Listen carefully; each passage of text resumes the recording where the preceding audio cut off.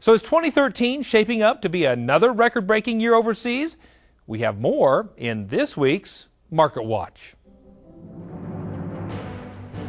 Market Watch. And joining me in the studio is Dan Halstrom, Senior Vice President for Marketing and Communications for the U.S. Meat Export Federation. Welcome to the show, Dan. Thank you. You know, 2012, while we were down in volume in terms of beef exports, my understanding is we had a record year in value. What's the key to that success? That's exactly right, Kevin. It was a record year in value. I think a few key drivers. Japan, number one. We're over $1 billion in sales in Japan, and you know that's still with the restricted access in terms of 20 months and down, and it's really a positive because in February 1st it was announced that we now have 30 months of age and access into Japan. So that'll really help us drive forward into 2013. Hong Kong is also a success story. We had volumes up there, and we recently found out that we now have access on the bone-in side, which will help us in Hong Kong as well. So despite the fact that we had some obstacles in 2012, we still had good numbers, and 2013 should improve as well. Beyond that, we have some other key areas, Central South America, Peru in particular, Panama.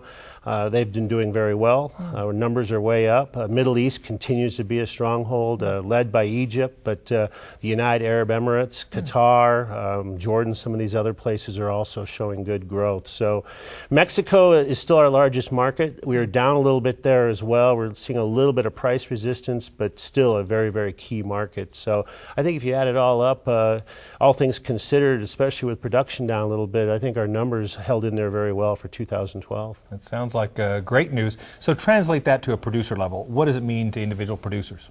Yeah, for the year, on a per head revenue from exports, we were at $217 a head, which is a record.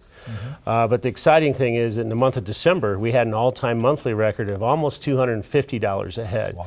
So, you know, if you look at 3-4 years ago, we're up almost $70 a head just in the last 3 years. So I think if you put it back to the producer side, in dollars and cents, it's significant. It's real money. So tell us, what is it going to take to keep this momentum going into 2013 and beyond? Well, I think there's several things going on. I mentioned two of them already. Japan, we have a marketing opportunity there now with 95+% of the cattle available for Japan.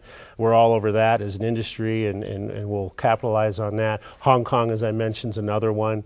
But we have some other areas as well that we got to continue to groom. And Korea. It was down a little bit last year, but still long-term very, very important market that we'll continue to work on. We still have access issues out there, though. We have issues with China. We don't have direct access into China. We have issues in Saudi Arabia. Mexico still doesn't have full access. So we got to continue to focus on these access issues as an industry. And just by chance, yesterday, it was announced by the World Health Organization, the OIE, that they're going to put up the United States for negligible risk classification from our current controlled risk, which negligible risk would be the lowest risk classification on BSE. This should definitely help us in moving forward on these access issues. And it's not final yet. It's proposed. There's a meeting in May at the OIE where they will vote on it, and it'll become official at that point. But we get that done, and USDA has done a wonderful job on working on that for us with the OIE, and we really see that as a positive going forward. That's great news. Well, a lot of stars are aligning, and a lot of that is due to the great work you all do. Thank you so much. Well, thank you very much. For more information on beef exports or the U.S. Meat Export Federation, just log on to our website at cattlemantocattleman.org.